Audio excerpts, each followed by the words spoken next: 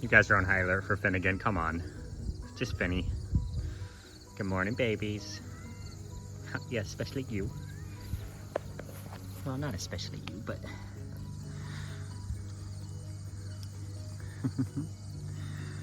Good morning. Do you smile? Hey, Tuffy. Hey, what's going on?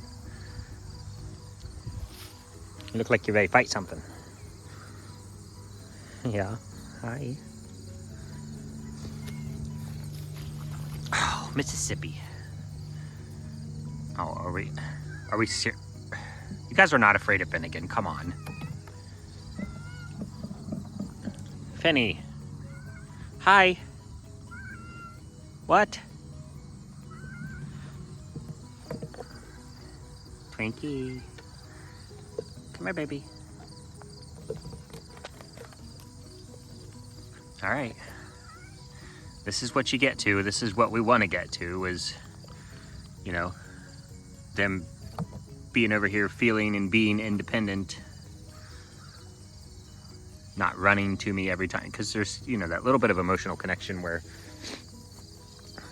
they got moved over here and they're without their moms, but they know me. So when I come over, except for you because you like your morning hugs, they run to me. They need the comfort.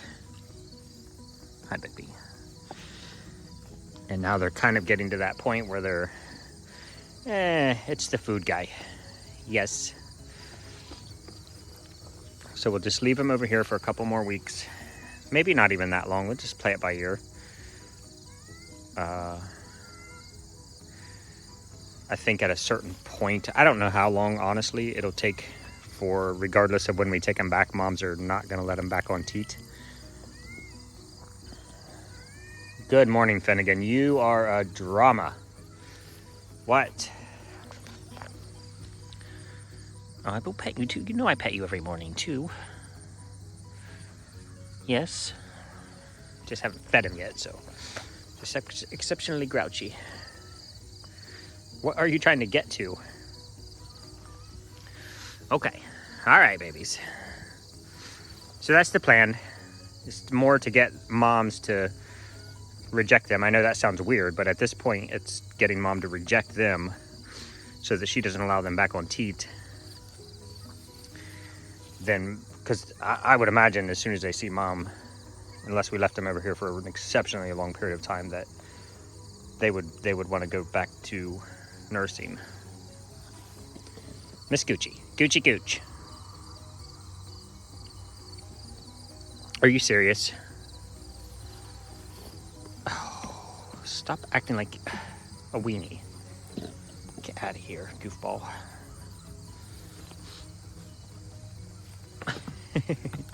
Hi, Twinks.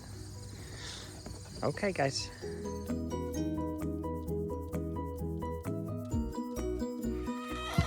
What? I don't hate this. I do not hate this. Goats and no chicky poos. You know what the problem is? I'm holding this because I haven't fed them yet. And so they're following me. But the chickens came out.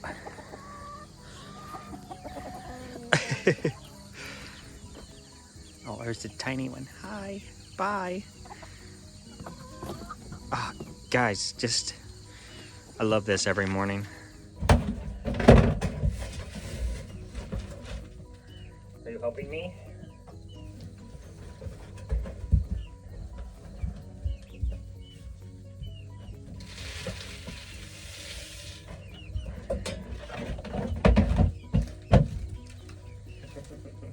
Okay, get out of here. Get out of here, you goofballs.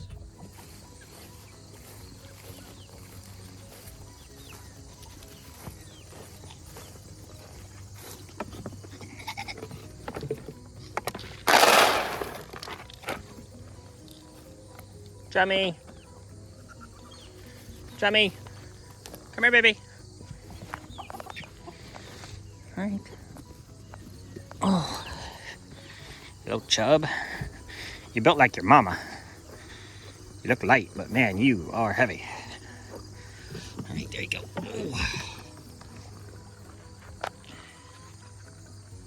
I don't know what she was doing, being a silly potato. Hey guys, I don't want him to see me coming, but hold on. Sorry I'm talking quietly, but... Oh, sorry. Sorry I'm talking quietly, but check that out. Good morning, boys. Hi, fellas. Did we have a good night? Yes. Look at you. Look at you, smiley man. Good morning. Hi. You wanna come? He's like, Brad, don't push it. Hi, guys. All right. That's what we want to see right there. I snuck over here and I popped out the door just to get a see of what's going on. And I don't know if you guys could see it well enough or not, but they were literally laying side by side right there. So good buddies. I like it, guys. And all the Bucky boys. If you guys don't know, I keep forgetting, it's, you know, when we get a huge influx of new subscribers, you know, we've had people, channel's about 2.5 years old. So we've had people since the beginning. And if you live your normal life and you use your basic terminology that you use all the time, and then you don't realize that you're talking to essentially a stranger, and we won't be strangers long, but you guys are essentially strangers to the channel, and you don't know all my terminology, so I often refer to the boys as the Bucky boys, because a male goat is a buck. Now I'm gonna offend a whole bunch of people. It's never a Billy or a nanny. All right, fine, it is, but they're bucks, just like deer. You have male deer is a buck, a female deer is a doe. Just like rabbits, a male rabbit is a buck, a female rabbit is a doe. I don't know why these things exist, but these are bucks, and I often call them the Bucky boys. So when I say the Bucky boys are doing well, that's who I'm talking about. Where's Snicks? M. Snickety. Mr. Snickers. Where's Snickers? Oh, bro, are you serious? Good night. Why don't you hide right under my nose, goofball? So for you new people, Mello is overly lovey. He likes to rub his stank upon you. He likes the pets, and he likes to chew holes in your shirt. Jack is lovey, but not to an annoying degree. He just wants to come stand beside you, get pets, get loves. He'll follow you around. He'll jump up on you. Mr. Snickers is sketchy. I just touched his nose, which is unusual. But he doesn't really want the pets or the hugs or the loves. And then all the Bucky boys, the babies, are good. And they're standing over here in this area because, as you can see, if you've ever gone camping, backpacking or anything like that, there's nothing better than rolling out of your tent and just standing in the sun for 5 minutes. And that's what they're doing. This is all shaded all the way down through there. They typically come, they're usually down there against that side of the fence. It might just be because these guys are here that they've decided to stand up here, but they're sunning. And the girls will come out. Cookie's favorite spot, Miss Cookie don't care, is right here on the porch. Because as soon as that sun pops up a little further, it's going to break around this corner, and she likes to stand right there. These girls are out here because I've been leaving. We just started milking. Yeah, this is 4 goats poop overnight.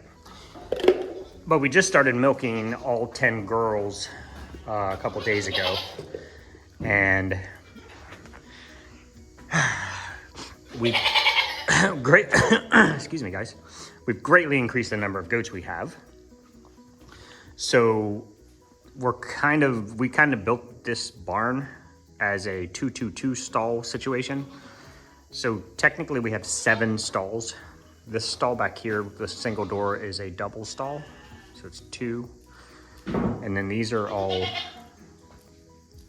single stalls, double, single, single. However, goats like to have buddies. Goats typically have a friend. They like to pair up. So we have Mochi and Mooney, our besties. We have, do you girls mess this floor up? You still got the, I just treated her for coccydia yesterday. Yeah, I know, I see you. You're a mess. Summer and Muffin are frenzies. I put Sprinkles in there because she will kick the crap out of every goat in this barn except for Puddin' and Muffin. Summer kind of doesn't really have a friend too much. She hangs out with Licorice a little bit. What's your stall looking like? Not awesome, not terrible. Not awesome though.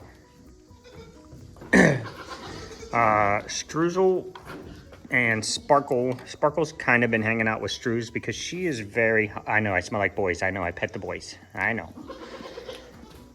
She is very docile. And she does not, everybody just takes advantage of that and kind of gives her a whooping. But Miss Struzel is very confident goat, so she doesn't feel the need to beat up the baby goats or the ones that are at the bottom of the pile. So the only one I've really been able to put Sparkle with is Struzel. And then you have Cookie, Sugar Pie, and Licorice. So Licorice, not Licorice, Tic Tac. But Cookie, we say Cookie don't care because she lost her sister when she was young and she went through a very, very severe depression. I quite literally thought she was going to lay down and just die. And she never really bonded with anybody else in the herd. She's kind of always been friends with Struzel, but Cookie has really turned around this year and has just started pushing people around and kind of taking her spot in the herd. And that's why we always said Cookie don't care, because she doesn't follow any of the goat structural norms. She will, if the goats go out in the field, everybody goes. If the goats come back from the field, everybody comes back. Miss Cookie will walk out in the middle of the field by herself, lay down and sun herself. She does not care. She does not follow any of the hierarchy. She doesn't care if you're the queen or you're the bottom of the totem pole. She just does whatever she wants. She doesn't respect any authority. And then Sugar Pie has always been kind of a loner. But she and Cookie have kind of been buddies. And they kind of have a mutual respect for each other. It's been interesting to watch Cookie this year because she was always, now if I were, okay, so if Sugar Pie's in the stall and Tic Tac is in this stall, now if I were to open this door and try to let Mochi or Mooney come in here when Tic Tac's here, Tic Tac has become a super dominant goat this year. If I were to open this door and try to let one of these two in here, one of two things is going to happen. They're either not even going to want to go in there, they're going to run away, or they're going to drop their head, they're going to look at the ground, and they're going to try to round this corner and not be seen and not be heard, and they're going to try to sneak past Tic Tac. Cookie, on the other hand, has none of the, now that's how the kind of the dominance works. If you make eye contact and you shouldn't, you're gonna get punched. And so you'll see a goat walk in a stall and drop their head and walk away from the dominant goat. Cookie doesn't do that with anybody. She walks in there like she owns the place. Even though she's not a leader in the herd, she's not at the bottom of the herd. It's a very interesting dynamic. I'm sorry, I'm talking about goat dynamics too long. But it's interesting to watch goats bow down to other goats, and not necessarily bow down, but acknowledge by not making eye contact and dropping their head and walking away or trying to sneak by. You know, that kind of shows you who's at the top. So you have Puddin', Muff, and Sprinkles in that stall over there that they're very dominant, confident goats. And then you have Frosty, Gummy, and Licorice over here. They're not dominant at all. And Sparkles. These two are like mid-range. They'll start some business. I don't know that they start business, but they don't back down so much. These three goats over here, they will start something, they will finish something, they will do whatever they want. So since Streusel has been down, Streusel was the herd queen. And for all you new folks, she has severe arthritis in both of her front legs. Most of her joint tissue is now gone, and her knee joints are kind of fusing together. So we started her on the CBD, and she's on meloxicam, which is a painkiller, anti-inflammatory. And it's been a pretty effective regimen to help her get up and out. Now, she still has bad days, but as far as her status as herd queen, she is not in her glory days, guys. I'm not kidding you. If all the goats were standing in a pile and she walked near that pile would split like the sea, and she would walk right down the middle and they would move out of her way. I have never seen a goat even attempt to put a hit on her. That's how confident and queenly she was. Now, she still has the respect of the herd, and nobody challenges her. But the thing is, she also doesn't challenge anybody or put anybody in check anymore. Every now and then she would walk around and just knock somebody just to let everybody know that she's still the boss. But she was a very confident, strong leader, and she was also very fair. Except, like I just said, on occasion she would put a hit on somebody and maybe it might have been warranted. It's just something I didn't understand what was happening. But they would part like the Red Sea. Nobody else has that authority or respect in the herd at this point. And it's kind of been a little bit of a mix-up of who's trying to take over. I originally thought Puddin was going to take over. Now, Puddin's sister, they have the same mom and dad. They are full sisters. She is extremely confident, extremely dominant goat, and I thought she was going to take over the herd, and I was okay with that. I think what I saw her do was she was too dominating. She was hitting people for no reason. She was just causing a ruckus, trying to take that power, and I think it's one of those things. She was trying to be feared instead of respected. There's an argument for that regardless. But I don't think the girls kind of wanted to fall in line with that kind of leader, especially after coming from Streusel. So it is a topsy-turvy situation right now. I never thought this little thing, she's a 55-pounder. If you guys have ever fought or followed fighting, that's often what they'll refer to. Like if you're 185-pound weight class, they'll refer to you as the 85-pounders or the 200-pounders or the 55-pounders. But she's a 55-pound goat, whereas these two are closer to about 76, 78 pounds. All the girls in that stall are close to 70 pounds. These are 50-pounders. But that bigger... Hi.